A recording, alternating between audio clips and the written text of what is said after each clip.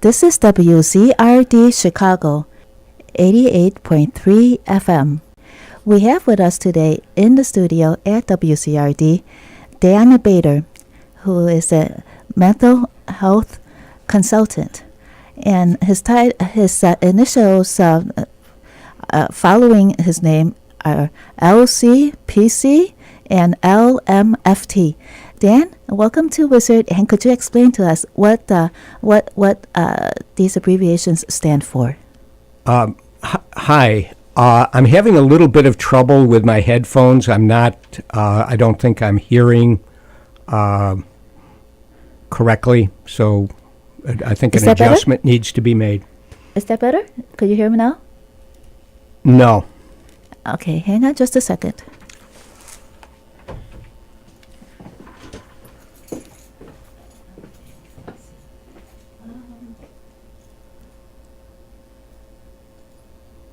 You can't hear anything? I can hear you, but it's not coming through here.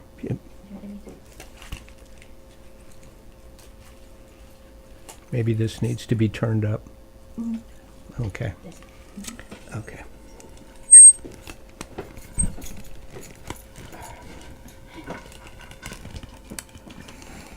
Okay, hold on a second. All right.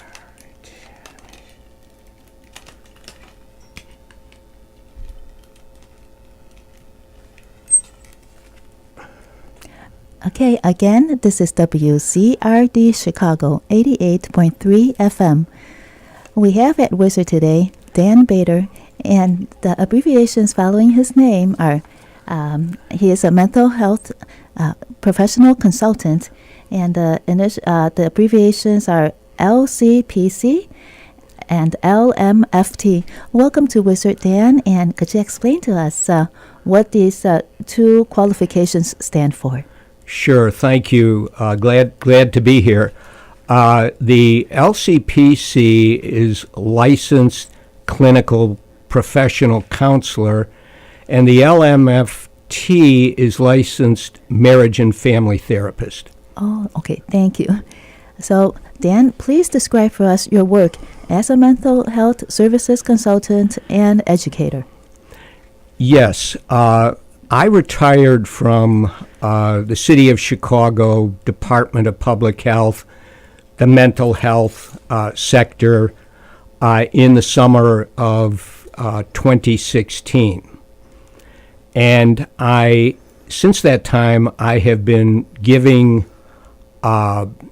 presentations on mental health topics, primarily through the Chicago Library System. And I also, if somebody comes to one of my presentations and they have questions concerning the material that I've presented, they then can contact me, and I will try to give them clarification or recommendations as to where they could proceed to. I no longer provide, clinical services of any kind. Mm-hmm. So you're more of an outreach person to inform the community about mental health services available to them. Yes, that's exactly right. Before I retired from Department of Public Health, I had been going out on their behalf into the community, giving presentations, and it's kind of like I've continued that after retirement. I originally started giving mental health presentations, I think it was back around 2012, 2013, at various churches on the South Side on behalf of the mental health movement and the STOP group, South Side Together Organizing for Power.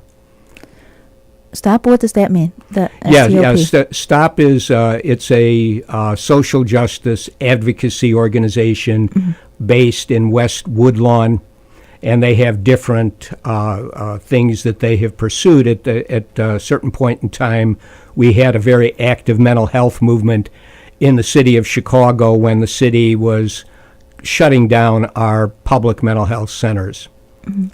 So by going into the community and providing information about where people could go to for mental health services, how are you able to fill the gap for the mental health services if the city has already shut down so many of them? Yes. Well, it's necessary, I think, to think about two different issues concerning mental health services in the city or really anywhere else.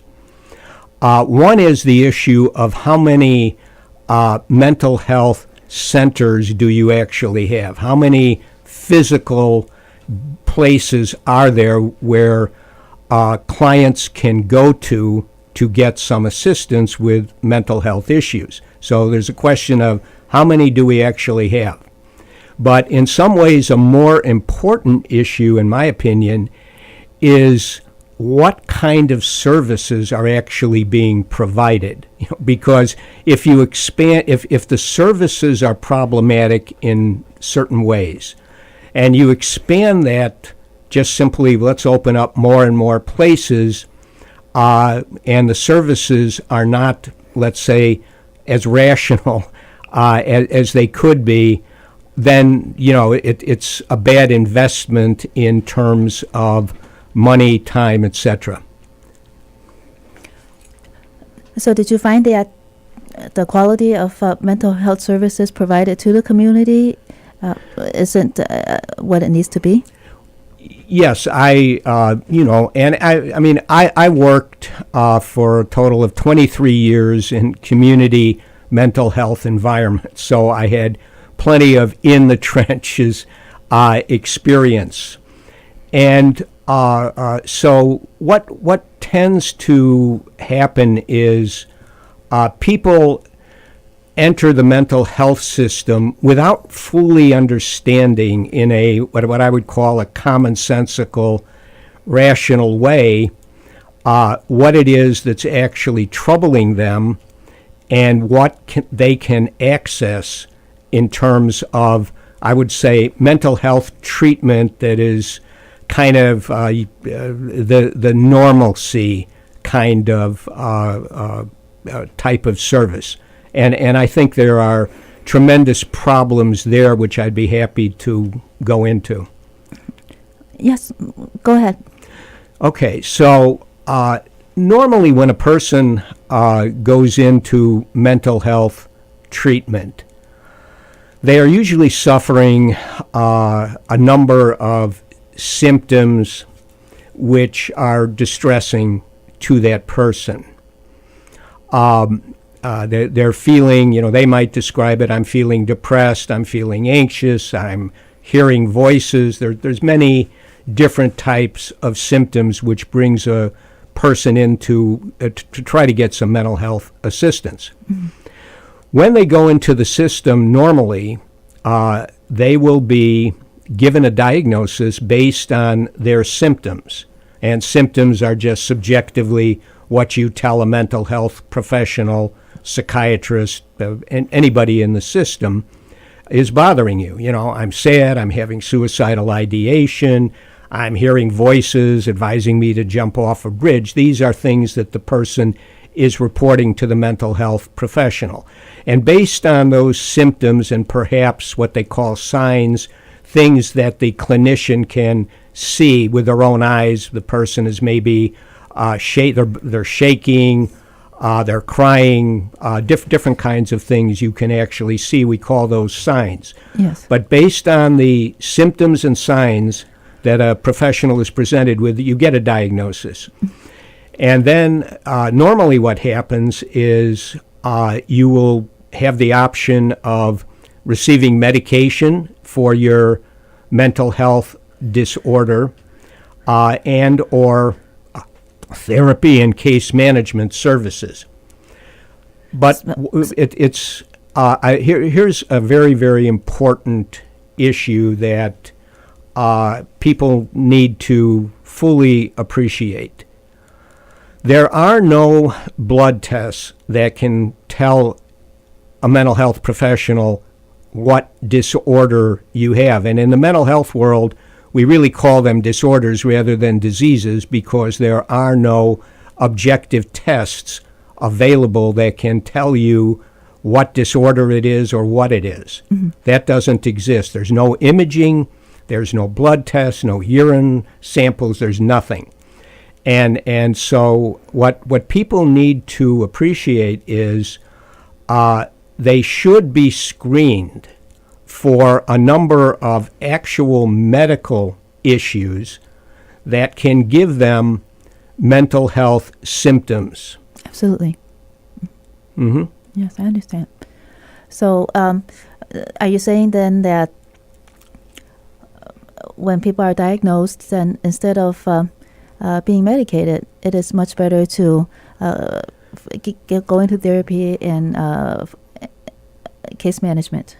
Well, what I'm saying is this: if you go into let's say that we could agree, and there's plenty of good empirical evidence out there that micronutrient deficiencies, that means you're not getting adequate vitamins and minerals, various hormonal imbalances. Yes. We also have to look at these days, you could look at gluten sensitivity, which full-blown is, of course, celiac disease. You could also look at blood sugar regulation, dysregulation issues. Now, all of these can cause a person to experience the full range. Not everybody's going to have every symptom, but they'll have a subset. And if that isn't screened for in the beginning, in other words, in all of these things, you can have objective tests. You can have, they can do blood work, etc. If that isn't screened out, if that isn't factored out of the equation, then you're going into treatment where you will probably receive a combination of medication, therapy, and perhaps case management if appropriate. But what happens? So if you imagine somebody has walked in there, and when I was working, I would ask my clients, are you taking a multiple vitamin tablet? And I think it's safe to say 80-90% of them were not even taking a multiple vitamin. So if you aren't screened, and let's say you have some serious, let's say, micronutrient deficiencies, then what's going to happen? You're going to start taking psychiatric medications, perhaps, which have numerous kind of toxic side effects or unpleasant side effects. You may become, if you take it long enough, you may become dependent on it. They are drugs. And then if you go into therapy and, let's say you have nutritional deficiencies that are maybe causing you to be restless all the time, causing you to feel upset a good deal of the time, you might start to wonder, because those have not been corrected, gee, I'm not really responding well to therapy. And if the medication works, any of these medications, if they do work, they will at least partially anesthetize emotional pain. So before the mental health, the service cuts, how better were people diagnosed and treated versus after the cuts? Were people adequately diagnosed and treated before the cuts? Well, there hasn't been any real, I would say there's probably no significant difference before and after the cuts. And it's not just, my experience working with the city of Chicago, the mental health centers there and the personnel, everybody has a very similar, say, education, graduate education, or, socialization into mental health. You don't see radical differences in terms of personnel, etc. And the normal thing is you don't get screened for these various conditions I'm talking about. You don't? You mean that if a person goes into treatment, let's say, and then asks for help, that person is not screened at all for physical disorders like diseases, etc.? Well, so if when a person comes in now, if you have a condition, I'm suffering from cancer, I have a cardiovascular condition, I have diabetes, et cetera, et cetera. Yeah, that's going. It's not really a screening; it's going to be noted. No, I just meant that if a person is coming in and complaining of psychiatric problems like hearing voices, etc., then is that person automatically screened for physical disorders, or is it just no? I see. No. I mean, normally that's just simply not going to occur. For one thing, they could give in a perfect world, in my perfect world of mental health, when you went in for your assessment, in the intake process, you would get blood work to see if you have any micronutrient deficiencies, hormonal imbalances, blood sugar dysregulation problems. Nowadays, you probably should be screened for gluten sensitivity, these kinds of things, because if those aren't factored out of the equation, they are going to disrupt treatment, and also they're going to discourage a person, who maybe is really trying to work very hard in therapy. And then you're going to be taking medications in most cases which are problematic, and maybe you never needed them in the first place. Mm-hmm. Yeah, it starts a vicious cycle. It's what you're doing now, the educational part, and going out and meeting the community and explaining the 3 building blocks of mental health, etc. How are you able to improve upon the situation? Do you see any changes? Is that what you're aiming for clinicians to do blood work and take care of this before prescribing drugs, or just addressing symptoms? That seems to be going to the cause of what is wrong with the person, and actually helping the person.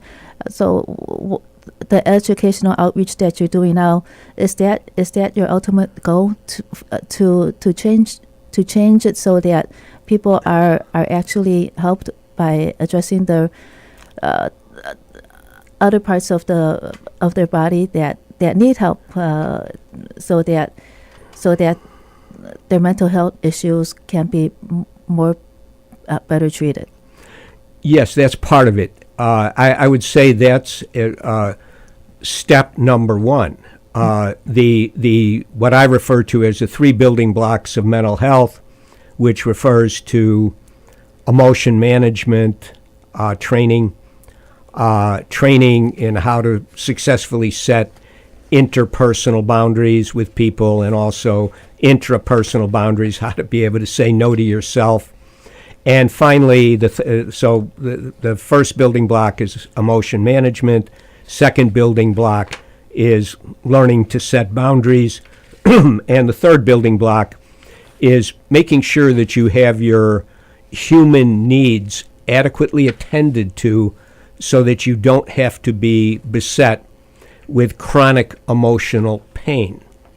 And I usually break it down into financial stability, an emotional support system, having adequate community involvement, and also attending to your own individual development, your improvement of yourself as a human being. So the 3 building blocks are necessary in order to prevent mental health problems from occurring, and certainly to try to eliminate chronic experiences of emotional pain that many people end up suffering. So in my perfect world, you'd be screened for the various deficiencies that I've mentioned. Yes. Okay. And that plays a lot into emotion management too, because if you have those imbalances, that very likely affects the emotions. Exactly. It undoubtedly does. I mean, for example, I'll give you, you could do it for any vitamin, any mineral. Here, for example, is some of the symptoms that a magnesium deficiency could cause, which it can cause anger, irritability, anxiety, chronic fatigue, concentration difficulties, sadness, depression, hyperactivity, insomnia, memory problems, paranoia, migraine headaches. That's one micronutrient, and there's plenty of them. And so these deficiencies can theoretically be screened for just by doing blood work, but who's going to pay for the blood work? We have plenty of third-party payers who take care of therapy and medication costs, but we do not have, the blood work being paid for. Most insurance plans are not going to, screen you for the kinds of things you need to be screened for. And this is a great problem because not only does it deprive the client of understanding what's really going on with them. And proper treatment, right. Yeah, and I would just add on to that quickly when we're talking in terms of the mental health system, we end up getting what I used to refer to as a stagnant caseload for clinicians or psychiatrists, because what happens is if people are, let's say, taking medication for their emotional pain or their other symptoms, then many people take these medications for quite a long time. And if you're a clinician working in a mental health center, you're going to have these clients who are taking medication for, maybe 2 years, 5 years, who knows how long, sometimes much longer. And they stay on your caseload. And so what happens is it becomes sometimes difficult to move people through the system, because how many clients can one person handle? When I worked, I never probably had a client load below 65, and sometimes it would be up around 80, 90, 100. That's a lot of people that you have responsibility for in terms of clinical care, paperwork, etc. And these patients would be on the meds forever because their imbalances are not being addressed. So yes, that can happen for sure. So is there any movement now to address what you're talking about? Because this seems to be very important toward actually resolving mental health issues. I think a lot of people do have imbalances, and if these can be addressed, that would help a lot. And as a matter of fact, the insurance companies won't pay for blood work, but isn't blood work less expensive than continued prescription? For sure, absolutely. Mm-hmm. Yeah, and but we have to, there are certain cultural, societal issues that enter into this situation.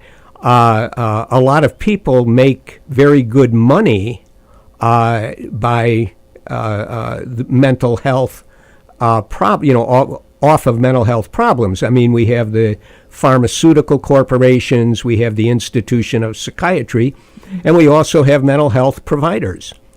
And there's great pressure to have adequate productivity. So when I worked for the city of Chicago, we would be constantly told we have to meet certain productivity criteria. In other words, you better rack up the hours, the billable hours. And you can see, in a sense, what a stagnant caseload creates. It first of all, for the communities and for people, it feeds into an inability to provide much-needed services to the communities in an efficient and timely fashion.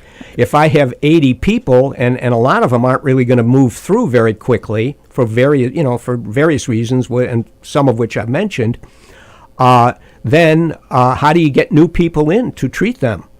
Because there is a limit.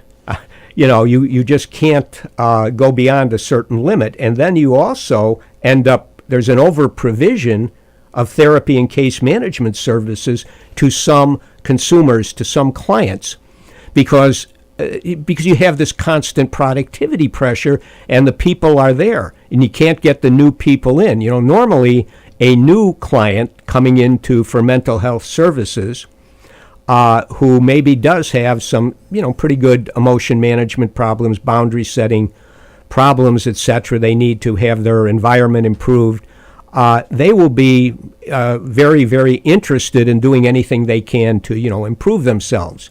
But somebody who's already been through a course of therapy, is continuing to take medication, is not going to necessarily want to come in that often.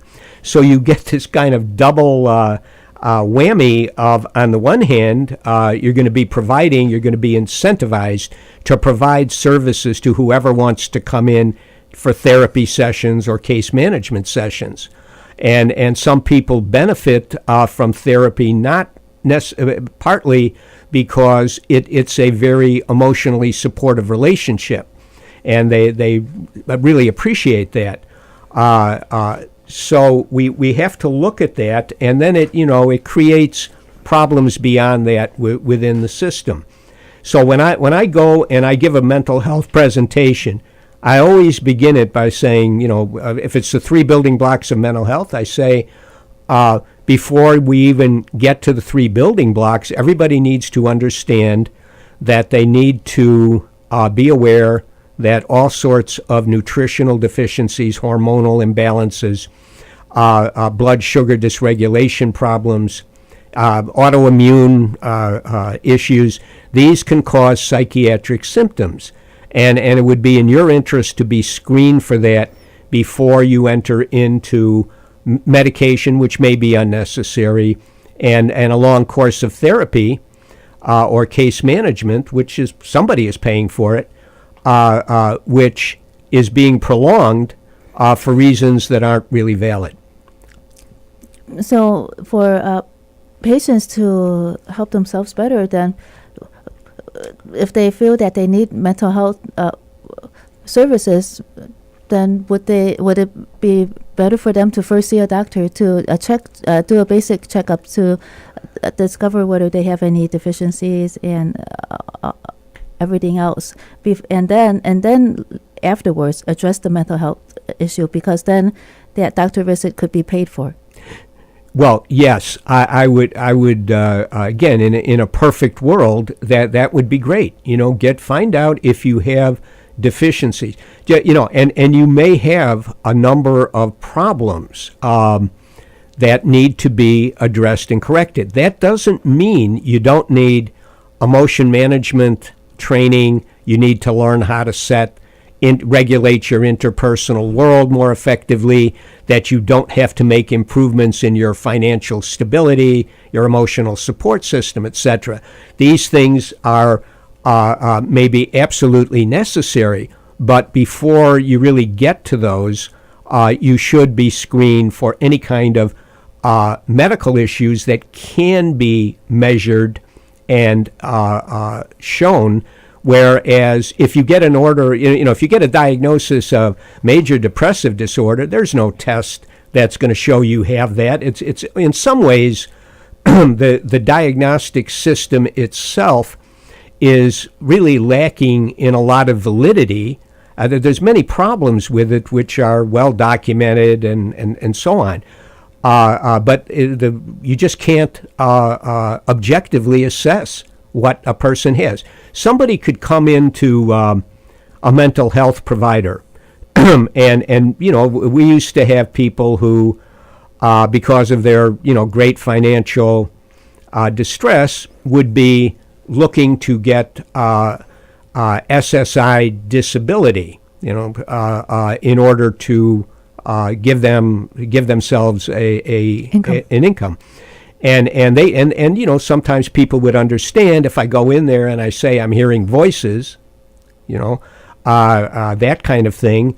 Well, then I'm going to get diagnosed with a very severe psychiatric disorder, and I'm going to be given medication, and that's going to increase my chances of having disability.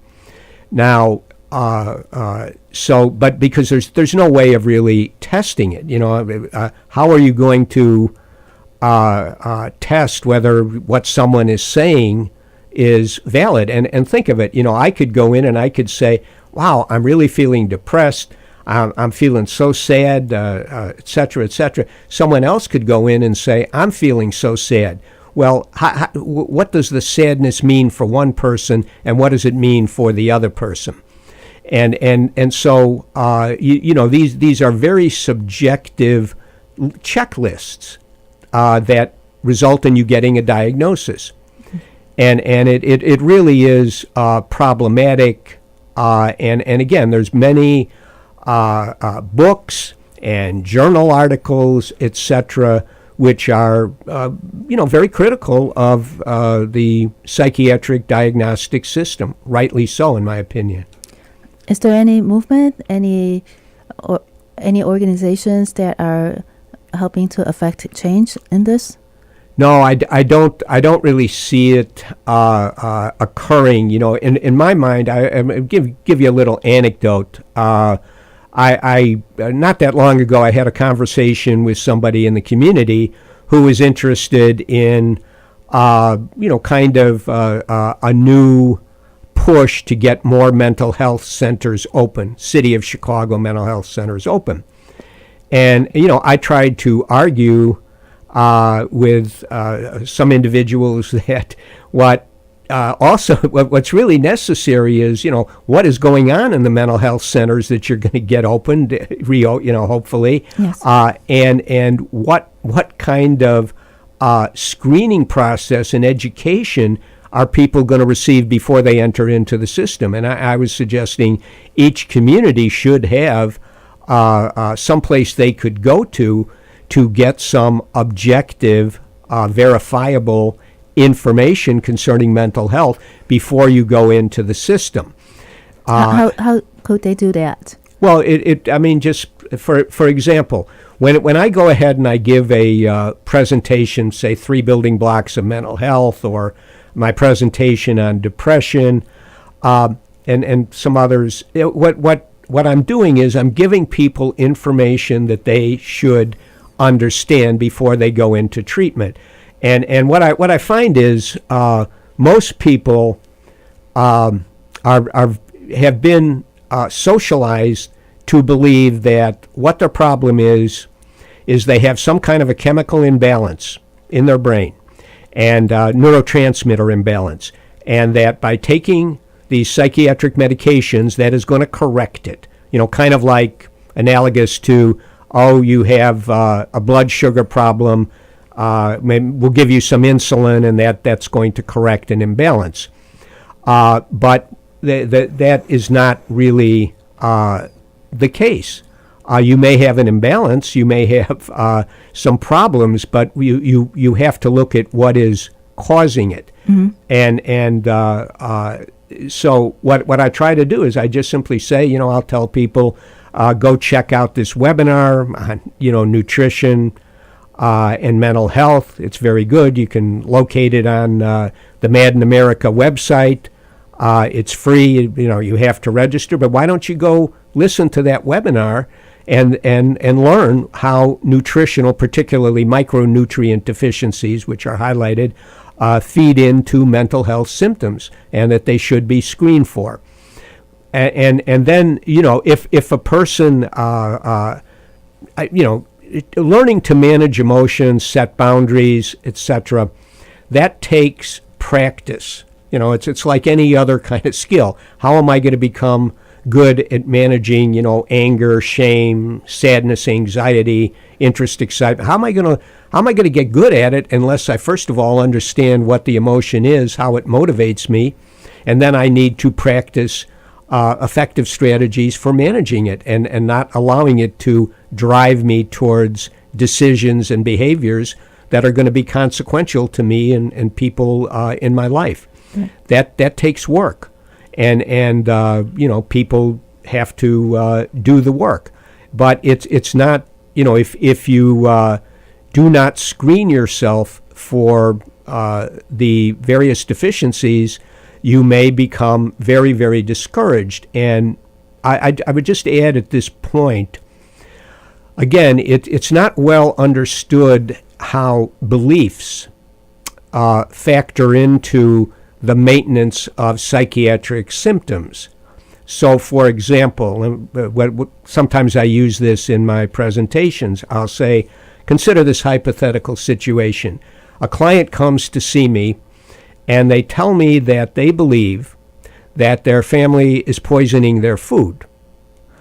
And I have reason to doubt that is actually happening. Maybe I know the family, I know the person, I know the situation, and it's, theoretically possible that that's going on, but I have good reason to doubt it. And I might say to the person, get me 12 samples of the food that you believe is being poisoned. We're going to take it to a laboratory, we're going to have it analyzed, and let's see what's going on. And then hypothetically, we go ahead and do it. All of the samples come back clean. There is no poison. Mm-hmm. And then the person is given that information. But what they are likely to do, since they have a pretty fixed belief that that actually is happening, they will tend to minimize or rationalize the counter evidence, mm-hmm. which is the testing. They will then say things like, well, I don't know if that laboratory is really any good. Mm-hmm. Or more likely, or they might minimize by saying, well, I don't think 12 samples is enough. I don't feel comfortable with just 12. Mm-hmm. Or they more likely what they will go to is, maybe my family is in cahoots with the laboratory. And as a matter of fact, Dan, you, my therapist, you're probably part of the conspiracy too. So people, when they have fixed beliefs, just beliefs, they tend to minimize or rationalize away the counter evidence, and they also have easy access to information in their mind brain that supports the belief, and they do not have very easy access to information in their mind brain that contradicts the belief. And so you see this all throughout mental health situations. Most people will say, if a person is delusional, it's kind of hard to ever get them to let go of the delusions. We can medicate them with powerful, let's say, antipsychotic medications, which they probably work. They will simply numb or anesthetize their emotional reactions to the delusional thoughts or the fixed beliefs that they have. It won't bother them or trouble them as much because their emotional energy has been damped down. But they still continue to have the same beliefs. I mean, the only way you can really get rid of a fixed belief is to, first of all, understand what it is. It's a belief. I know. I just need to understand what that actually is. Let me break it down. And then I need to start repeating to myself the counter evidence.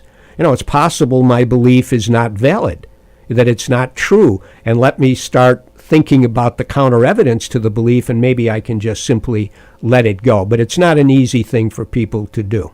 It seems to me that if clients were to have the opportunity to address their deficiencies, mental health professionals still will be able to bill a lot of hours in helping their clients to address these belief systems, to correct them and to help the clients function better by overcoming the negative belief systems. And most people could benefit from emotion management, learning how to set interpersonal boundaries, to effectively say no to a person without having a temper tantrum of some kind. Yes, you mean even people who do not have mental health issues, they could benefit from learning about saying no and establishing better boundaries and better belief systems.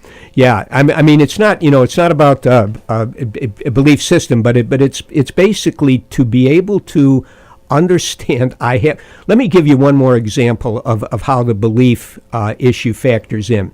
A lot of people start having suicidal ideation. meaning they're having thoughts about, I don't know, maybe suicide is something that wouldn't be a bad out for me. I have so much emotional pain, et cetera, et cetera. Now, in the mental health world, we usually distinguish between suicidal ideation, where somebody's just having a thought, oh my God, this is just so bad, I'd prefer be dead, or this kind of thing, just having kind of thoughts of suicide, as opposed to actually having intention, where you feel there's maybe a pretty good risk, it's, that this person may go ahead and attempt to kill themselves. You have to realize that beliefs get in there. So, again, hypothetically, let us say a person has suffered numerous losses. They may not have any other emotional support. Maybe a long-term spouse has passed away. Maybe a parent has passed away, a child. And they are thrown into a period of grief. Now, if they start to have thoughts like, oh my God, how can I go on without this person? I don't know what I'm going to do. Life is never going to be the same for me. They start having thoughts. You could say depressive thoughts or grief thoughts. At a certain point, there's a danger that it will crystallize into a belief, kind of like common in when someone is with a depression, they will come to the belief that they have no future, that there's nothing for them in the future. My future, it's hopeless. It's nothing is going to change for me. I'm a lost cause. All I'm experiencing is day after day of emotional pain, and I want it to end. They've now crystallized certain beliefs, one of which is, I have no future.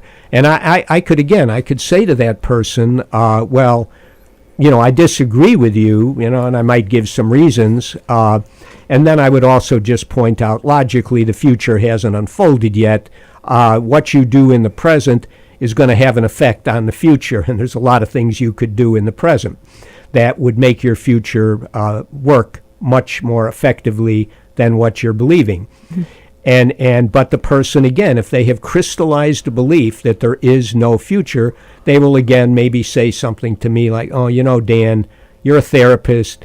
It's your job to try to give me hope. You don't really believe what you're saying, or if you knew me, you'd know that just isn't the case, because they have crystallized beliefs. They don't have a future. They're going to be suffering pain, long haul, and they just as soon end things. So to understand suicide it's necessary to realize that when people are in chronic emotional states, negative emotional states, where they are day after day experiencing sadness, anxiety, shame, that they may crystallize beliefs off of those emotions. For example, anxiety usually gives you a certain kind of ideation that whatever it is that's threatening you or befalling you is unbelievably, it's a nightmare, and that you don't really have much of a capacity to deal with it. Well, if you have that kind of thought, those thoughts over and over again, you might start to believe that you have no capacity to cope with various kinds of threats that are out there in life. If a person is sad, sadness gives you automatic thoughts that a loss that you've suffered is hopeless and you're helpless to really do much about it. Sadness is the emotion we have hardwired to allow us to cope with permanent losses. If it's a permanent loss, like someone has passed away, you are powerless to resurrect that person, and that person isn't going to come back into your life. And so sadness is just arguing with us, accept it and try to use your energy to get recoup temporary losses or pursue goals that have nothing to do with loss. So when people are suffering chronic emotional pain, there is always a danger that they will create some beliefs. So if there isn't an imbalance, people could still not they could still get Yes. establish themselves into negative beliefs, such as not being able to deal with grief. Yes. Yes. I mean, it's again, if somebody has taken care of themselves in terms of their physiological health, or they're trying to get there, that individual may still have some really critical emotion management Yes. problems. And they may also have great difficulty in knowing how to say no to other people, to say no to themselves, and to understand that they must take care of their basic human needs, or they will end up suffering chronic emotional pain if those needs are not taken care of. So how great is, just based on your experience, how great is this population versus the population that has imbalances and could be better treated if those imbalances were addressed? Well, I think that everybody going into mental health treatment should be screened for any kind of, medical, physiological, nutritional deficiencies or imbalances. That would just be an initial step. And then once that is taken care of, the person can understand, wow, maybe you need to correct this hormonal imbalance or nutritional deficiency, and that's going to allow you to sleep a lot better. It's going to make your mood be better. However, if a person has severe emotion management problems, again, to take a common extreme example, let's say the person has a severe anger management problem, and it's fed to some degree by some of these imbalances. So what makes a person get angry? Natural stimuli for anger are physical discomfort, frustration, perception that you're being treated unfairly, or you're being disrespected, or you've suffered a loss. And then a person becomes angry, and anger usually locks up the mind so that whoever it is you're angry at, or whatever you're angry at, seems all bad when you're in that emotional state, and it kind of takes away your fear of consequences if you hurt that person or say something to that person or retaliate against that person. Anger tends to take away temporarily fear, anxiety, and any kind of shame, guilt. I mean, I think everybody appreciates that who's been angry, and we all have. People then can say things, I don't care if you call the police, I don't care what happens, I'm going to teach you a lesson, you're not getting away with it. Well, if a person hasn't learned how to manage anger, then what usually is going to happen, they're going to have a lot of trouble maintaining an emotional support network. I don't want to be around him or her because they're always going off. They have a short fuse. And then you have a difficulty maintaining friendships and other kinds of relationships. And that's going to result in you suffering chronic emotional pain because you don't have those things. Sometimes people can't hold a job or complete an academic program because they have anger management problems. And sometimes they'll turn the anger on themselves. So people have to learn to manage that, or it'll be very difficult. So it seems as if what you're saying is if insurance and the status quo they will diagnose, test for imbalances and deficiencies before actually treating the mental health side of the patient. There will still be enough billable hours, still plenty of enough work to go around to, and then we would get much better outcomes for many people. I agree with that. I would add on, though, that it isn't necessary for, in theory, for just a mental health professional to teach somebody to manage emotions, or to teach them to set boundaries, or to highlight why you've got to get your human needs taken care of. And even if we had, like let's say, all sorts of new mental health centers that would provide screening and really good care, you would probably never have enough centers to take care of the emotion management problems and boundary setting problems and chronic emotional pain problems that are out there in our communities, especially any community which is economically deprived. That's almost a guarantee of chronic emotional pain for a lot of the residents.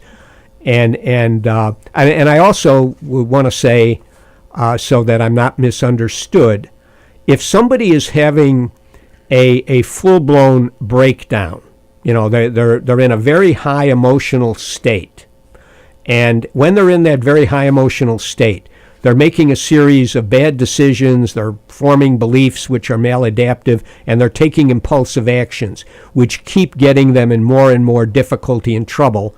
That's a breakdown. And it is certainly recommended to take some kind of medication short term to prevent a full-blown breakdown from occurring.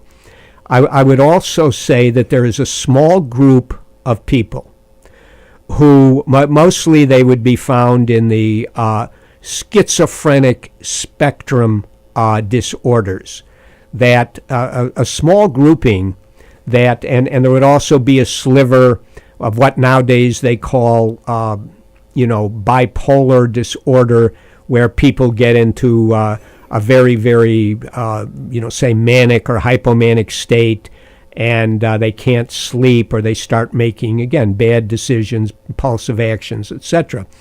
Or a very small sliver of people who get very, very depressed to a point where they're vulnerable to having some delusions and hallucinations. Now, so you could say there is a small group of people where you could argue, you may have to take some medications for the long haul, perhaps the rest of your life, but it's a very small set of people, and they are entitled to be able to improve their emotion management, boundary setting, understand what they need to do to take care of their needs, and also to be screened for these deficiencies, because some of these deficiencies can cause somebody to have psychotic symptoms. And it's also important for anybody, let's say, who has a bipolar 1 diagnosis, and you have a tendency to become psychotic when you get, let's say, very, very manic.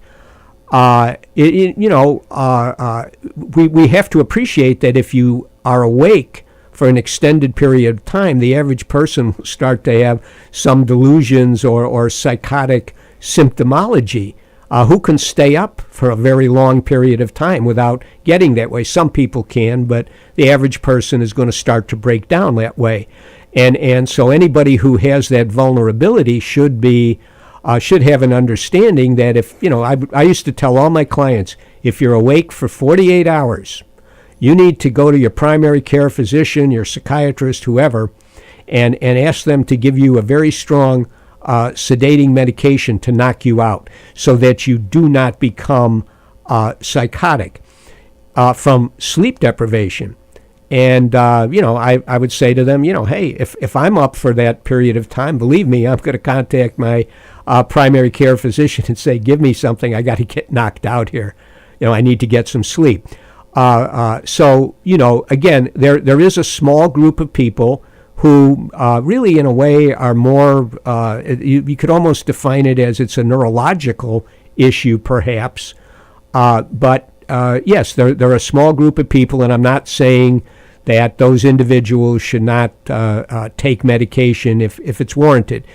But I think that many people are taking medication and it's not warranted, it's not necessary. And I also always let people know, I have an open mind. If you are fully informed about mental health issues and you decide you want to go ahead and take an antidepressant medication, which is usually, most people experience that as kind of a minor stimulating medication, or you want to take any medication, as an adult, I fully support your decision and your right to do so. By all means, do it.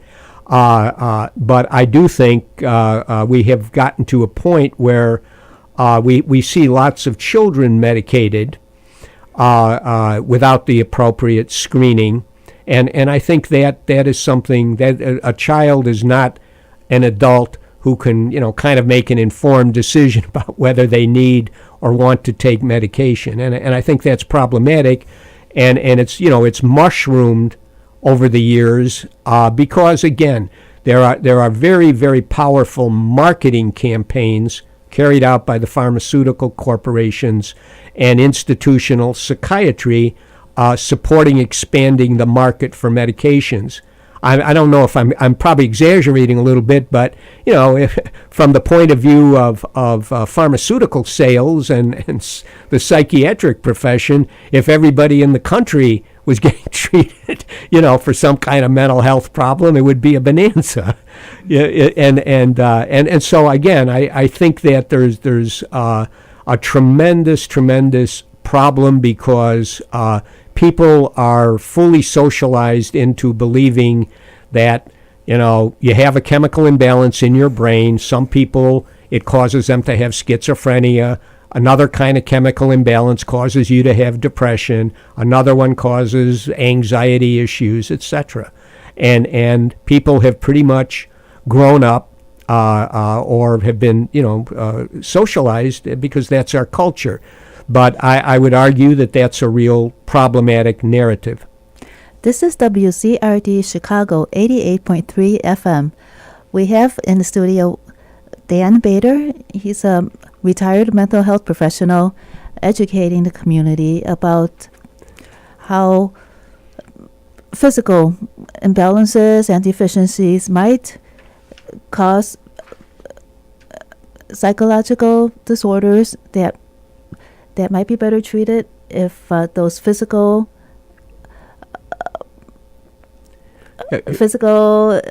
deficiencies and imbalances are addressed first, right? Is that yeah? It's like from my point of view, especially from I was working in public health department. Public health is supposed to be mainly about prevention. Yeah, that everybody would get screened for nutritional deficiencies, hormonal imbalances, blood sugar dysregulation problems, and perhaps since recent evidence and so on, and to also be tested for gluten sensitivity, which can also lead to that. And that's not to say that somebody doesn't need therapy, emotion management help, etc.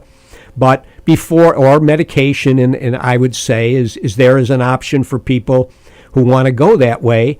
And there is a small set of people who you could argue, yes, it's probably the best option available to you right now.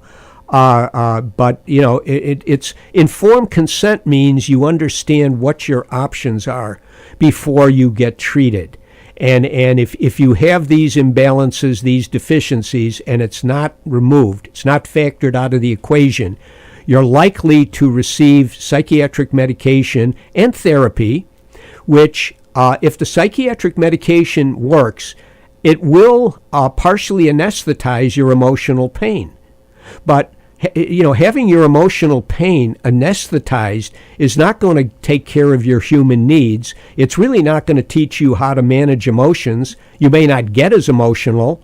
You may be, get kind of numbed out. Yes. But wouldn't it be better to learn how to manage your emotions, set boundaries, take care of your needs, and make sure that your medically physiological status is where it needs to be, and that is what I have argued for a considerable period of time. And anything I'm saying in this interview, there are plenty of books, there are plenty of journal articles, there's plenty of information out there which I think would substantiate the things I'm talking about. So the state of mental health disorders over the last decade, according to you, they really haven't changed except to there's more justification as to certain drugs being required to address different imbalances, but without since they've the profession hasn't really done physical testing. I mean, if you ask how have things changed in the last decade, the Diagnostic Statistical Manual, the so-called Bible of Psychiatric Diagnosis. The first edition came out in 1952. The second, I think it was 68, and then finally DSM-3 came out in 1980, and finally, and I think 4 came out in 1994, and then DSM-5 came out in 2013. Each successive edition of the Diagnostic Statistical Manual expands the number of diagnostic categories and many times lowers the threshold for receiving a diagnosis. Yes. And that's a problem, because what does that tell you?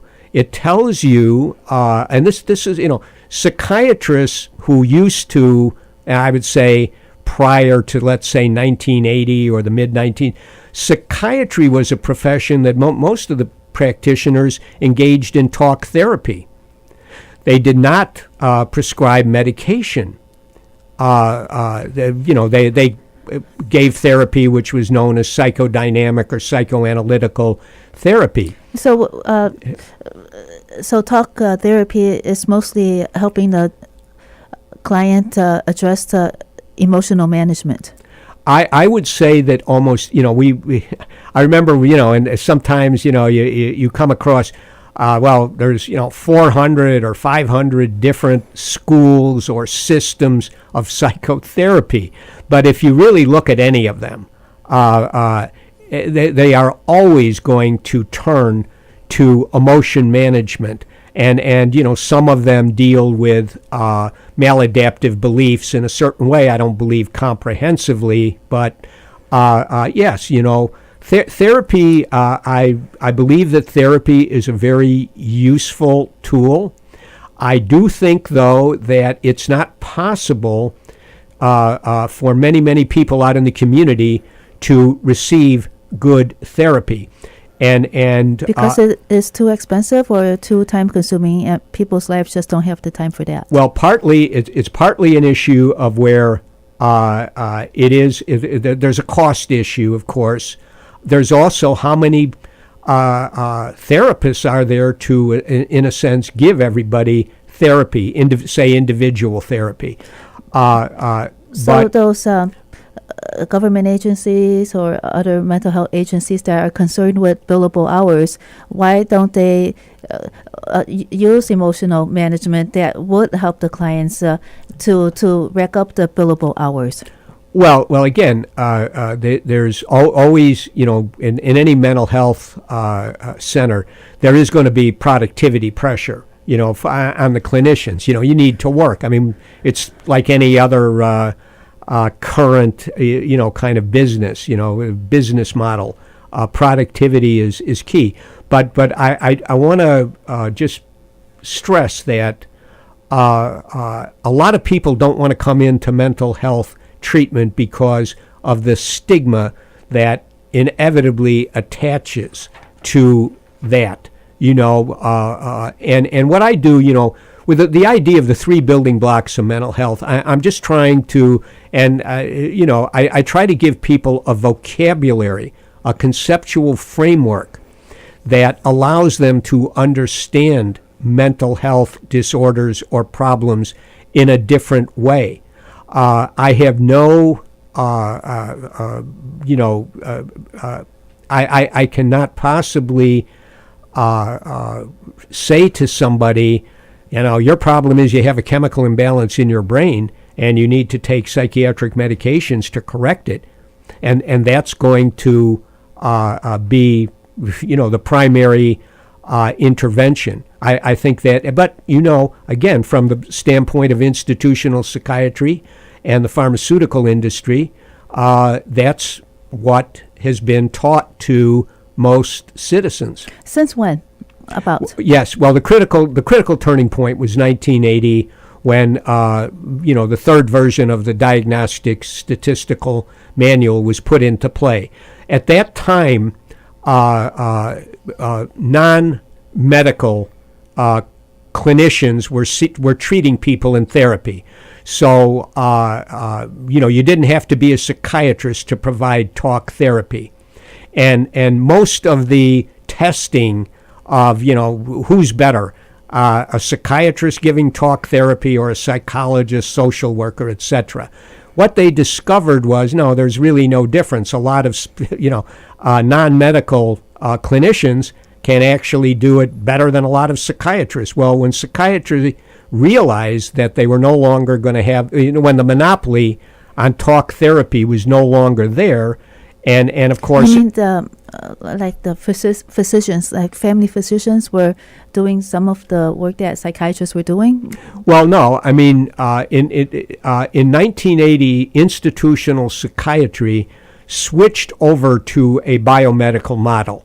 In other words, if you're going to give out medications, you do have to be a doctor, even though recently in some states they've allowed PhD, clinical psychologists to obtain prescription privileges.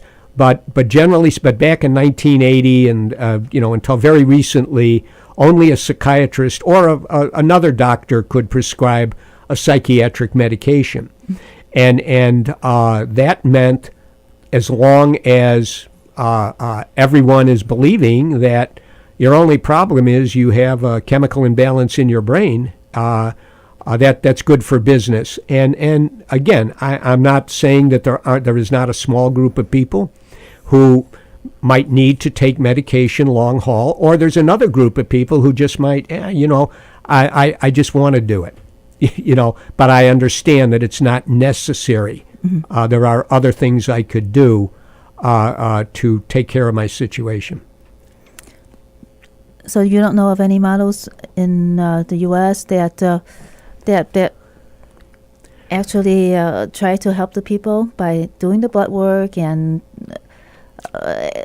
diagnosing any deficiencies and yeah. And other. Mm-hmm. Yeah. Well. Let me. Again, look at this. In 1980, when the Diagnostic Statistical Manual moved to kind of a biomedical model away from a psychodynamic system of diagnosing people, back in the psychodynamic days, it was either you were psychotic, I'm simplifying, but you were either psychotic or you were neurotic. And if you were neurotic, you could go to receive psychodynamic, psychoanalytic type therapy. And if you were psychotic, you might end up in one of our mental institutions, and you would be medicated with the antipsychotic medications, Thorazine, and a couple of others that were prevalent back in the 1950s and 1960s.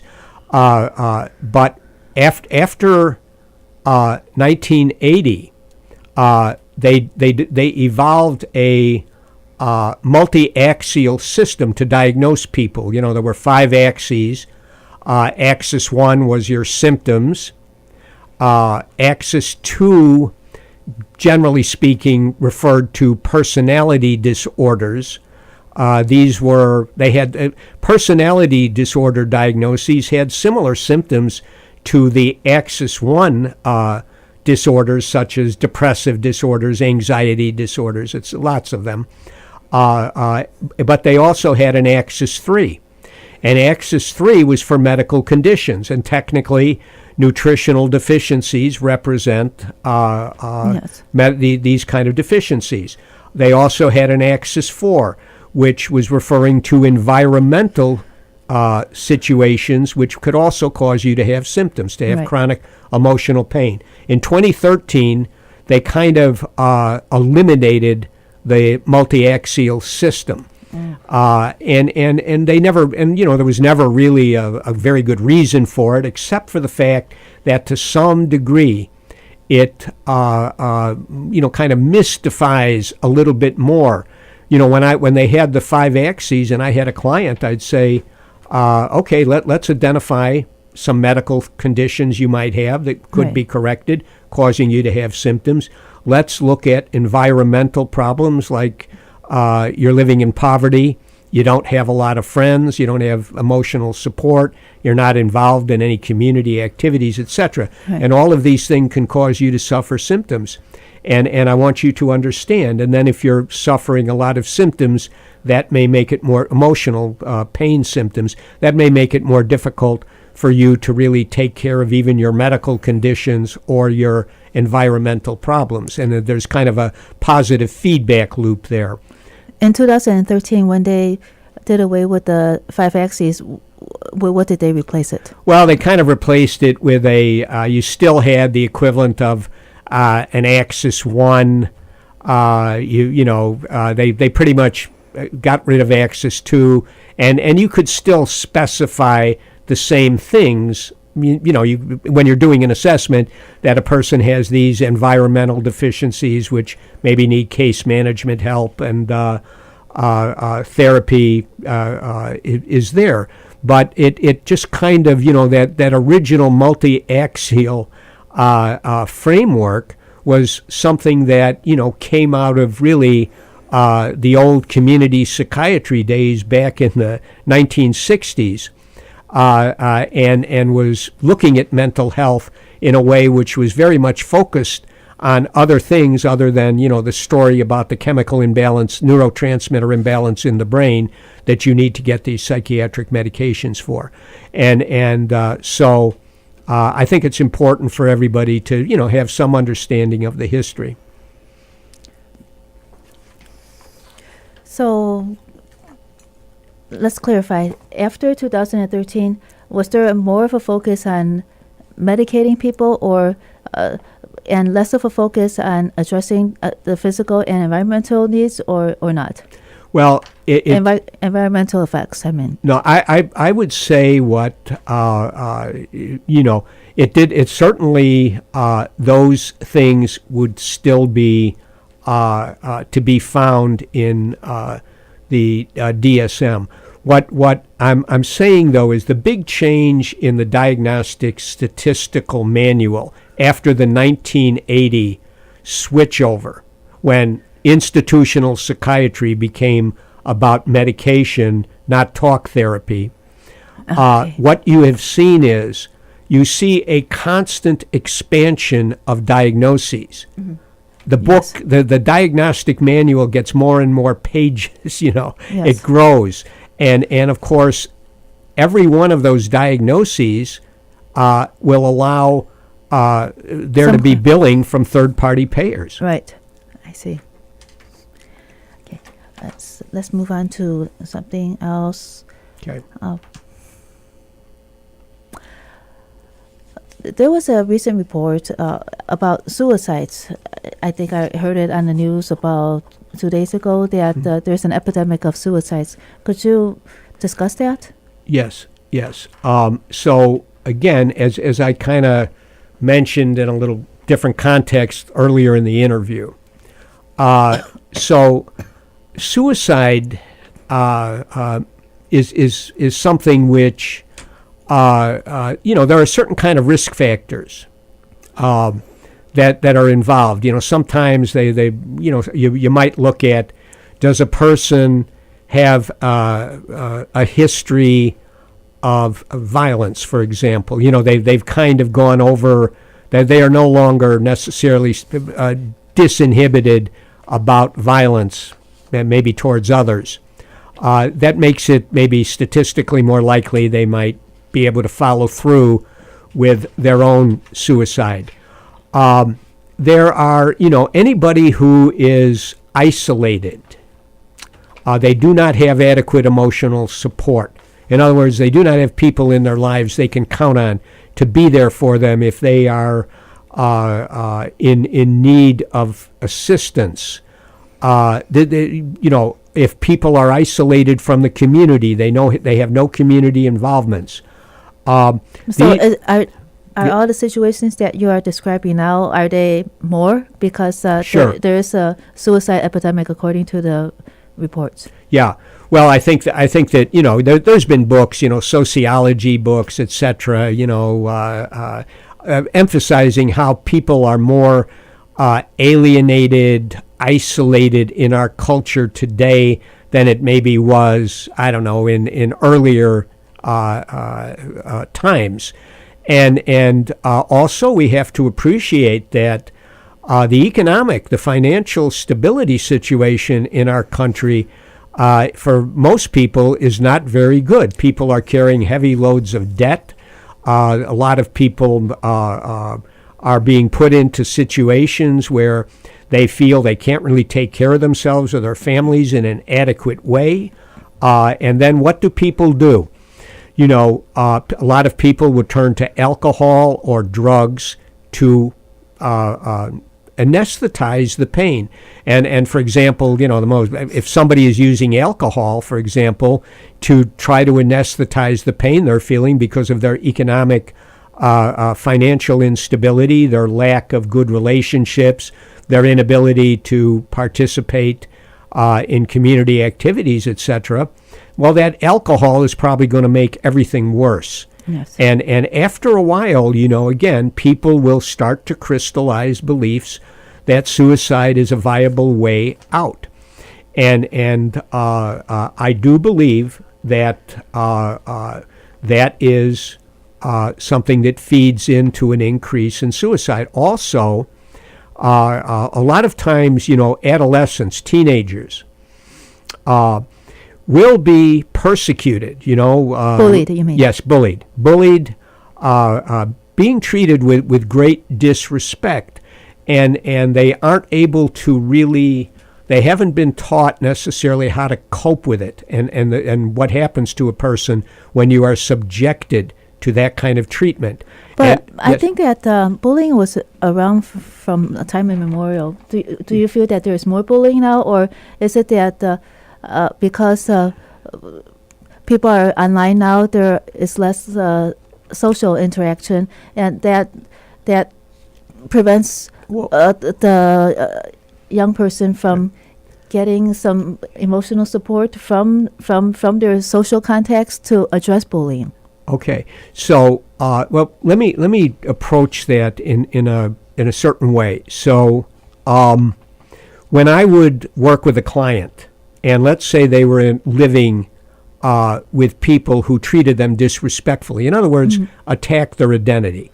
Their identity as a man or a woman, their identity, their racial identity, their ethnic identity, their religious identity, anything, their intelligence, their appearance, anything that is about a person's identity.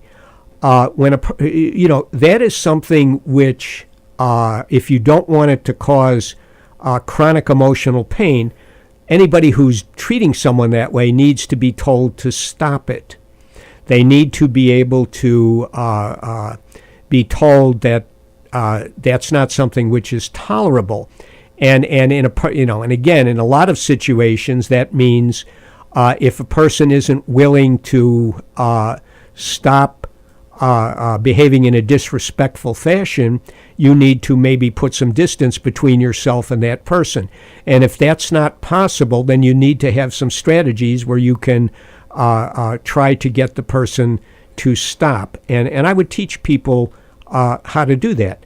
But everybody needs to understand, we cannot, if you're living with people that are constantly going to attack your identity, tear you down, you're going to be wrestling with chronic shame, chronic anger, and this, the anger is an emotion that can always be turned on oneself if you don't feel it's safe to express it at whoever the perpetrator who is treating you disrespectfully or bullying you.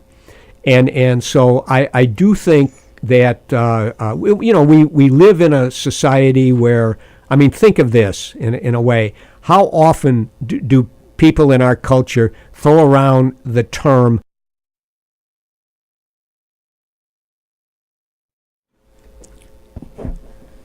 We are back again with Dan Bader. This is WZRD Chicago 88.3 FM. Dan is a retired medical health professional, and we were talking about the epidemic of suicides. Dan, could you continue? Sure. So, there's numerous situations which can cause a person to have suicidal ideation, and in other words, it's kind of like a hypothesis. Gee, things are really bad for me. Maybe I ought to just end it. Look at how old I am, et cetera, et cetera. I'm never going to get another job. Different things can feed into having suicidal ideation, but the danger is when that ideation becomes crystallized as a belief that is what you should do. Then it's much more difficult. And there's a lot of variables that can feed into that happening. But could you describe some of the variables that cause suicide to be epidemic now? Sure. Okay, so from my point of view, and people can certainly disagree, but I think as I was saying, we have apparently about 100 million people of working age who are out of the workforce. Now, that right there tells me that means there's a lot of distress. Some people are going to be out of the workforce because they're working age, but maybe they have, they've been able to retire anyway, or somebody is being supported by somebody else, etc. But there's a significant portion of that 100 million out of the workforce who are really have their backs against the wall. They're in debt. A lot of whatever money they're able to obtain or in any kind of a way would have to go paying down debts. A lot of working people are in that situation. That sounds familiar. I have some friends at Northeastern Illinois University here, and they've been working at Northeastern Illinois University for a long time, and they're about to retire, and they are still paying off their student debt. Yeah, and again, back when I was coming up, I graduated from University of California, Berkeley in 1972. When I was a student there, and I had in-state residence, I would pay $125 a quarter to go to school there, and there was no issue about having to go into $100,000 of debt or $50,000 of debt or even more. In other words, universities in those days were really public universities, and they were there to allow people to obtain a higher education without having to go into debt. That has radically changed. We also have seen in our country a tremendous outsourcing of well-paying blue-collar jobs and white-collar jobs over a number of decades here in the country. And so even people who are working are not, many of them are really earning very much money when you have to consider the college, the educational debts, the mortgage debts if you happen to have that, the credit card debt, the automobile loan debt, all sorts of debt. And of course, again, when I was growing up, people didn't have credit cards, only businesses had credit cards. But after 1980, at some point, they basically opened up the spigot to make credit available to everybody in a sense, and that allowed for people to somewhat maintain their standard of living up to a point. But the thing is, we do have many people who are in great distress. They will use, again, if you have, here's the thing, if you're suffering chronic emotional pain, which is pain which is going to come day after day, it's different from what I would call transient emotional pain. And if you have that, you either are going to you're going to break down, you're going to have a breakdown, or you're going to have to find some way to at least partially anesthetize that emotional pain. And people turn to alcohol, other kinds of drugs, many of which are illegal. They watch TV, they can gamble. There's all sorts of things that people can do on a day-to-day basis to partially anesthetize the emotional pain. But it would be much, much better for people and communities to identify what's causing the emotional pain, learn how to manage the emotions as best as possible, set boundaries, and demand on a political level that needs in communities are taken care of, because it will result in many kinds of so-called mental health problems. So in the 1980s, the spigot of psychiatric medications was opened, yes, and also the spigot of credit was opened. So did these two factors, are they building? Did they build until now? There is the two of them contribute to this epidemic of suicide. Well, I wouldn't. I'm not going to say that. Again, any one thing, but contribute. Yes. What the turning point in terms of suicide is when a person flips from just having kind of hypothetical thoughts. Oh my God, I'd be better off dead. Maybe I ought to just kill myself, not cause any more pain for my loved ones, etc. Different types of, or maybe if a person has a very strong belief in an afterlife and some loved ones are there, they may say, I want to go join my loved ones. I mean, there can be all sorts of thoughts that constitute suicidal ideation. In other words, maybe I should kill myself. But in order to carry it out, for most people, it's not easy. The life force is very, very strong, and it's not something which is necessarily easy to do at all. But if you cross over from the ideation, the thoughts, to having a belief that you should commit suicide, now it becomes problematic to get the person back. Because, again, as I mentioned earlier in the interview, if I have somebody who's really depressed and maybe they're having suicidal ideation and they have these beliefs, there's no future for me. There's nothing in my future but more pain. I don't want it. I'm tired of it. I want to end it. And I say to them, no, I can give you a number of reasons why things could improve for you. Let's talk about that. But if they have a belief that, no, what they really need to do, it's rational, I need to commit suicide, then what they will say to me is, again, things like, hey, Dan, you're a therapist, you're kind of BSing me, trying to give me hope, trying to keep me from committing suicide. If you were in my shoes, you'd understand where I'm coming from. You don't really believe even what you're saying. These kinds of rationalizations or minimizations that always accompany fixed beliefs that people evolve.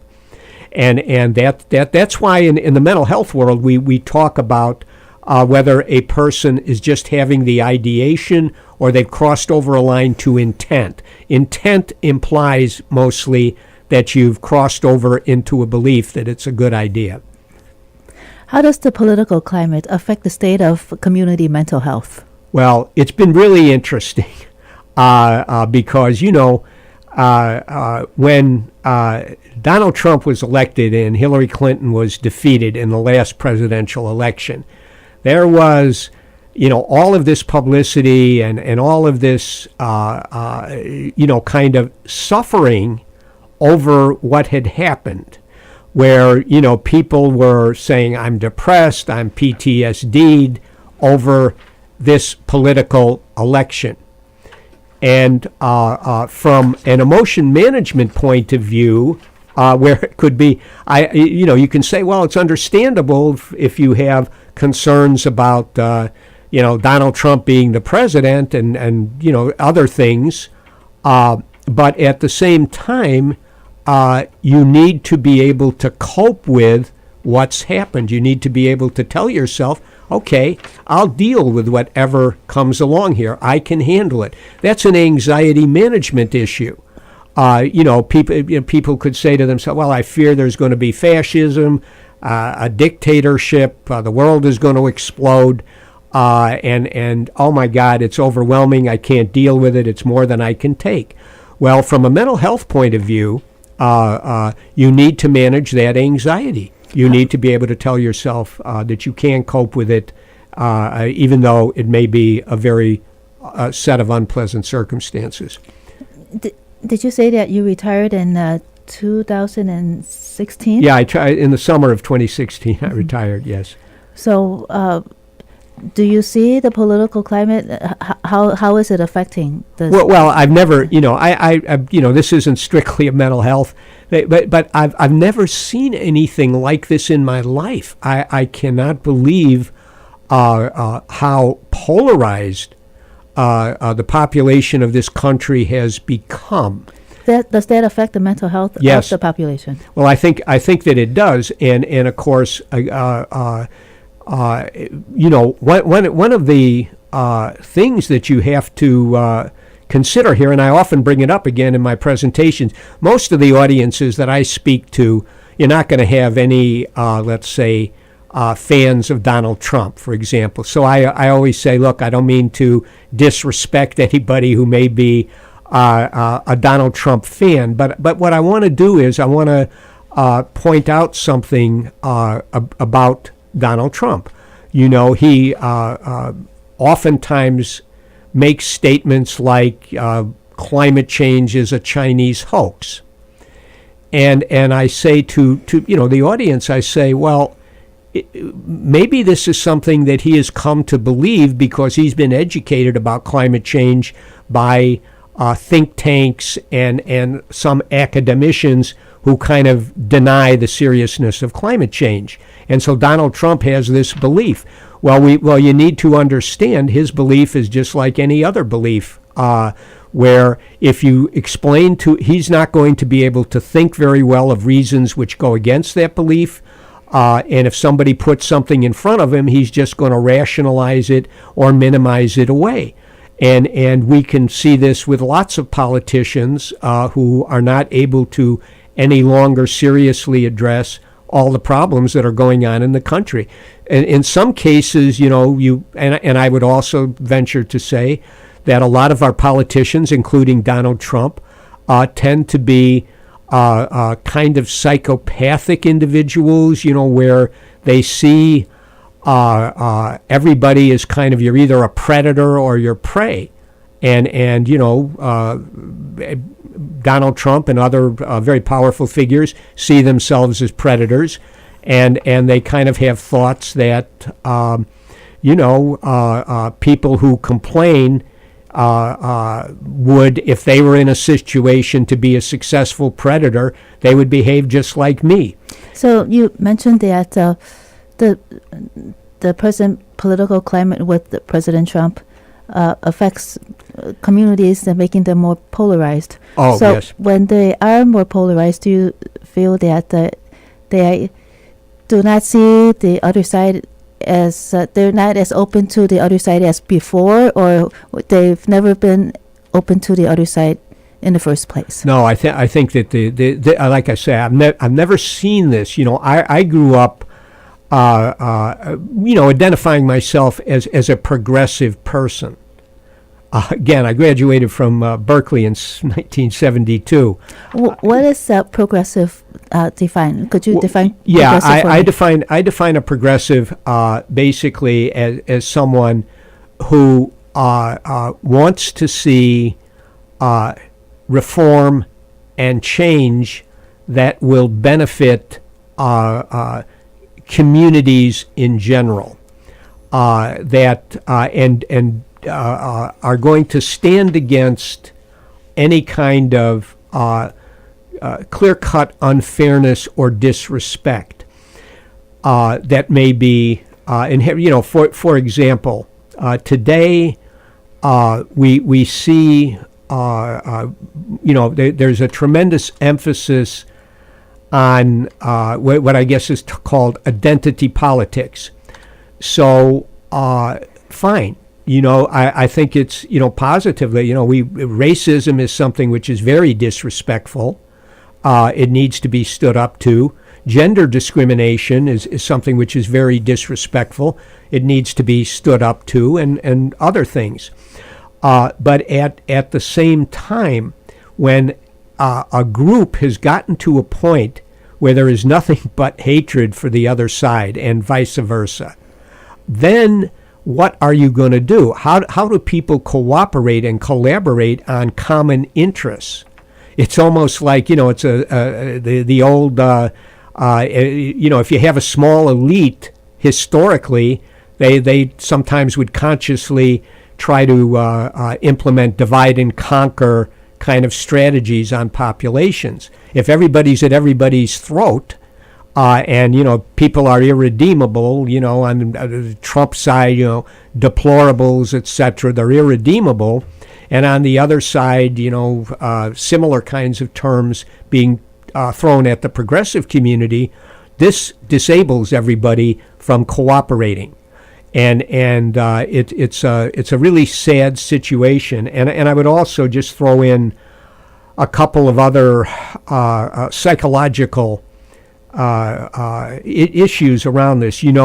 Back in the 1950s, I even think it was, there was a social psychologist named Solomon Asch, and he did a pretty famous social psychology experiment where he would have one subject be taken into a room with 5 experimental confederates. Those were people who were collaborating with the experimenter. And they would be shown a set of lines. And they would be asked to, I don't remember the exact details, but they would be asked to identify which line was the longest of the set of lines. All of the confederates would say that the longest line was not, in fact, the longest line, that it was one of the other lines. About 40% of the subjects in that kind of a situation would end up, even though their eyes could clearly see what was the longest line, they would go along with the group. And then they would say, well, I did it because, if everybody else, maybe I'm wrong, and I'm going to go. And other people would just say, I just wanted to go along, I didn't want to be singled out. That's 40, almost 40% of the subjects. And so we have to realize that group pressure is very, very strong, and it's a real factor. And when it comes to the other social psychology experiment in the 60s by Stanley Milgram, the obedience to authority experiments, where essentially just normal people could be influenced to give a subject very, very painful electric shocks, even though that wasn't really happening, just because an authority figure was, the experimenter was, dressed in a white coat, asking the subject to go ahead and deliver the shocks whenever somebody couldn't remember. It was a memory kind of a task that was involved. And so we need to realize that these are things, and people are no longer educated in the same way. People are, and again, with reading, how many people these days read books, even college-educated people? We have a situation where, again, I've never seen the country so polarized. So, it almost makes me think that if things aren't, if this anger isn't dialed back at some point, you will end up having violence, pretty, kind of minor league civil war type of violence being perpetrated, and then we'll end up having a police state with probably total censorship. So you were saying that people are not as well educated, they don't read now, but if they were to read more and make more informed choices, then this political climate would not affect them as much? Yes, I really feel, it's like, so whenever, again, most of the people I come, I'm here in Chicago. Chicago is not red state territory or Donald Trump territory, and when people ask me how to, about Trump, I always say I see Donald Trump as being a psychopathic individual, meaning that he really has no ideological attachment of any kind. He's mostly about the accrual of power and money, and he will make his decisions and his moves according to what it is he perceives is in his interest. And Donald Trump is not alone. We have now in our culture, up in the corporations, the politicians, there are many, many people exactly like that. They no longer really have the interest of communities, in their hearts. They say that they do, because you've got, how are you going to get elected if you don't say to your base or the people who you think are inclined to vote for you that you've got their backs, you're going to do everything for them. But we see over and over again a betrayal of the trust of voters. And, Donald Trump, I always found it kind of interesting. People say, well, why, he doesn't pay taxes and all of that. And yeah, and so I say, well, did you ever listen to what he said about that? He said, I'm a real estate developer. Like a lot of other people, there's a lot of ways I can evade paying taxes. And that's what I do. And if you don't like it, change the laws. Yeah, well, let's get back to suicide and how the political climate affects suicide. Yes. Well, it affects. It's okay. So I don't think. That what affects. I would say in the political climate, if people feel that there's no way out of their being trapped in financial instability, and of course the debt load is a big part of that now, where they don't see that their children can improve their lot, when young people feel like, well, there's nothing there for me. Mm-hmm. Well, that's going to result in chronic emotional pain. Right. And what happens then is, when you're in chronic emotional pain, having suicidal ideation is a potential escape. And the political climate now is not improving the financial outlet for these people, no. So that their financial needs are met better, and then they could do away with suicide ideation. Well, yeah, I mean, if you look at, I don't know what the statistics were on suicide, let's say in the post-World War II decades, in the 1950s and the 1960s, when the United States was a completely industrialized country, which, allowed so many people to have middle-class jobs and the security that went with that. You had unions were still strong. There were many things different. Now, if you look at the suicide rate back in those days and you compare it to what you have now, you have to note that economic stability has been stripped away pretty badly. There were reports of children being given adult psychotropic medicines in the immigration camps. How does prescribing adult psychotropic medicines to children affect the mental health of children? Well, again, psychiatric or psychotropic medications, if they work, they anesthetize partially, and if you get enough of it, totally, really, emotional pain. So, so if you take okay, here's a child who's in great emotional pain. Mm-hmm. If you give them a drug which will anesthetize that pain, that will calm theoretically the child down. But I think that a much more salient, important issue when it comes to the medication of children is the fact that so many young children are being put on psychiatric medications, because of problems they have, say in school, attention deficit, hyperactivity disorder.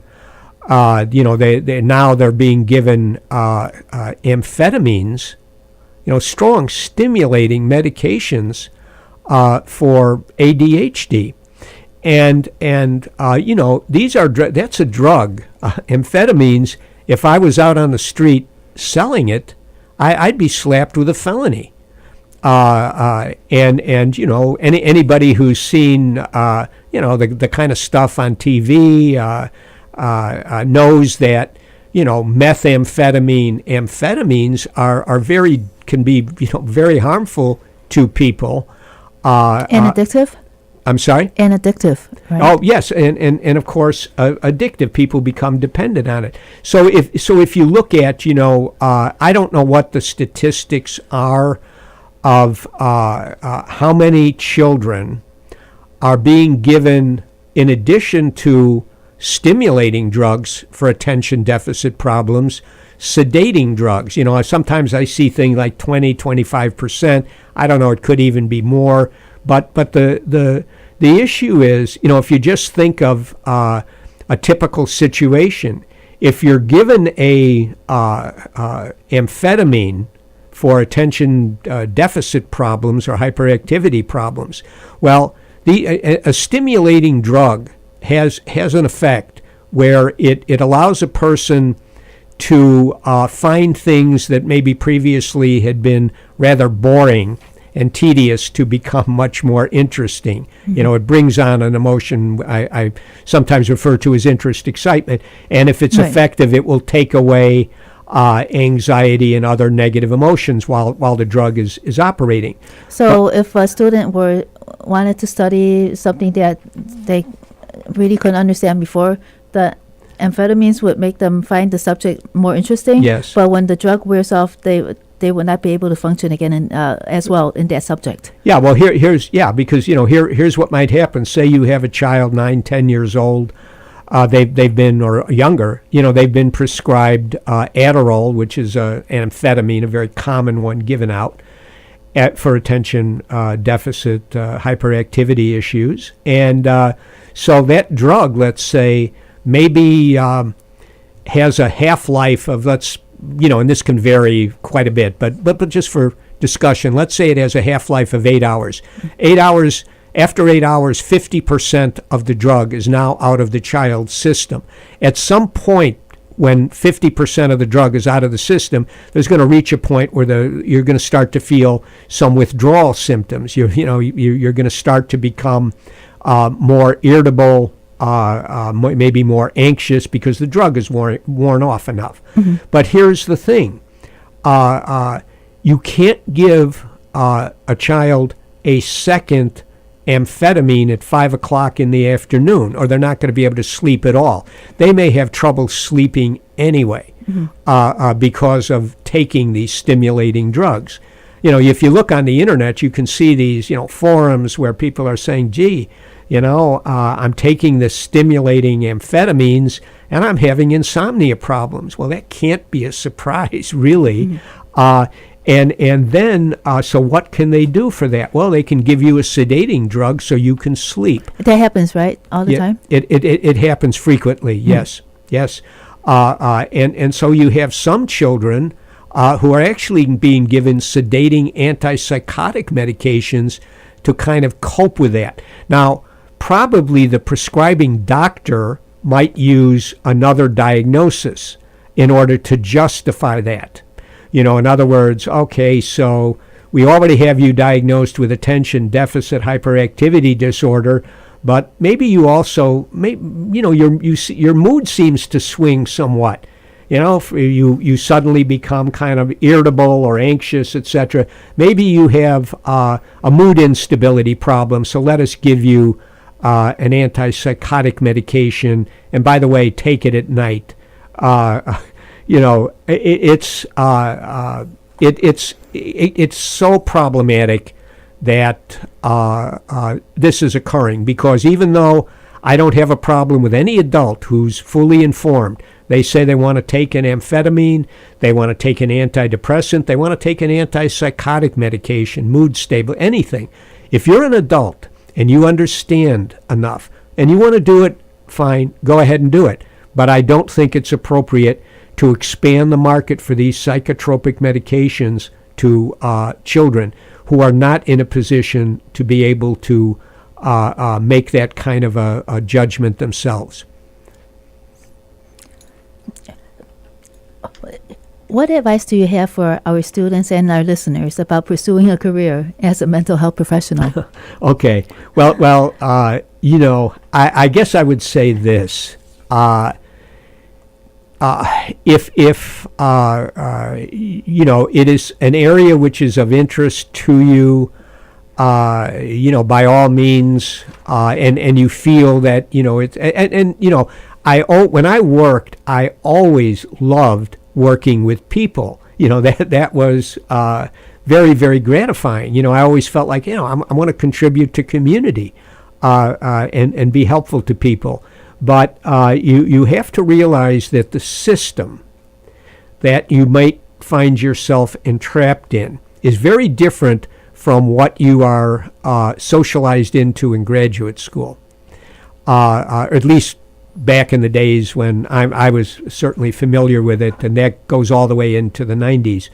But it's pretty much the same, I believe. And you're given an ethical code, you're told all sorts of things. But when you get into a real world of mental health where psychiatric medications are a very big part of that world, and people learn not to stand up and speak too loudly against problems with psychiatric medications, because if you do, and it goes against the agency's interests, you may find yourself, you're no longer employed. Mm-hmm. Has that happened before? Whistleblowers?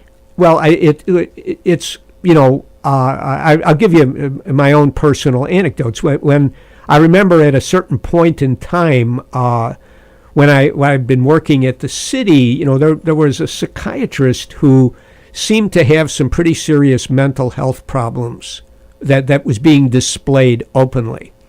And I remember going to my director at that time, and I said, this is a huge problem. It almost seems like, the person is lapsing into brief psychotic moments. And what I was essentially told was, the person's eccentric, but they show up, they see the people, they're reliable, we need them. And when I would sometimes argue, to a psychiatrist, my client they don't like the fact, they're on 3 different antipsychotic medications. It's a guy who's in his late 20s. He's growing breasts. He's not happy with that. That's a potential side effect from some of these antipsychotic medications. Could you maybe start to taper him off? Because, 3 is too many. And there would be great, who am I to tell the doctor what's needed? And so you're going to encounter that kind of resistance. And a lot of times, what you will also come across, because of the stagnant caseload problem, you will end up having a very large caseload, and you will be forced to maybe into the over-provision of some services in order to meet your productivity pressures. This is WZRD Chicago 88.3 FM. We have with us in the studio Dan Bader, mental health professional, retired. And you were just discussing with us about the resistance against of problems with psychiatric medications. Yes. Yes. And again, look, everybody who's a clinician, so if you're a psychologist, a social worker, a counselor, you have to realize that there's these, if you are going into that line of work, that there are pressures. You might be told, what if somebody commits suicide? You're going to be responsible if maybe you haven't recommended to that client that they take medications. But do some medications cause suicides? Well, there is some stuff out there that would kind of argue that, but again, you really have to think about it in a certain way.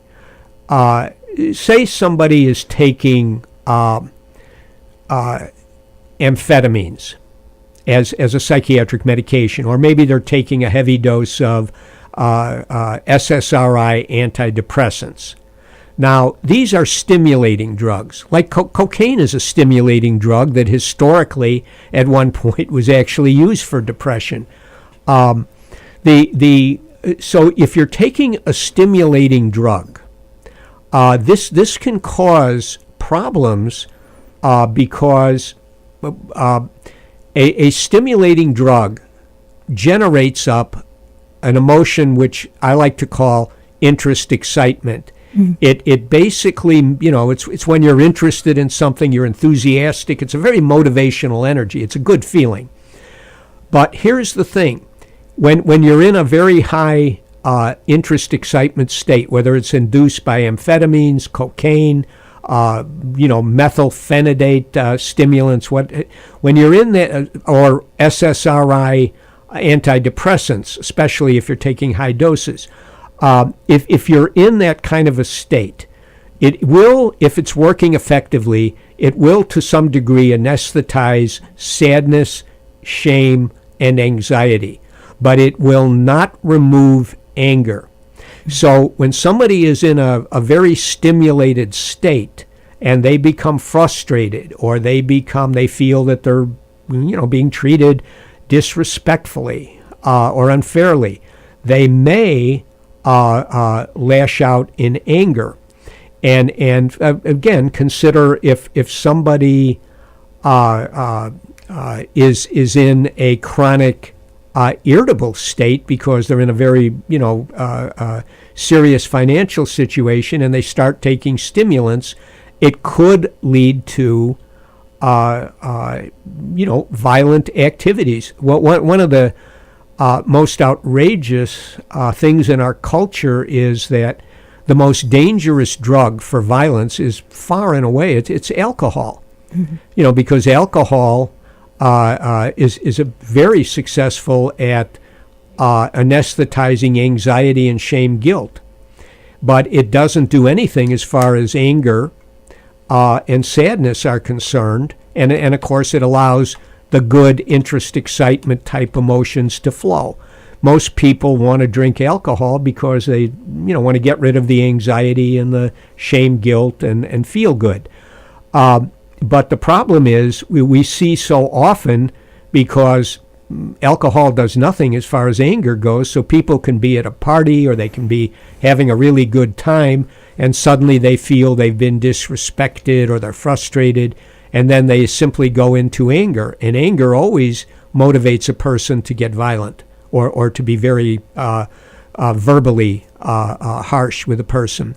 And that can lead to fights and all sorts of things. So we have this problem with alcohol, which is legal, and it definitely precipitates lots of violence.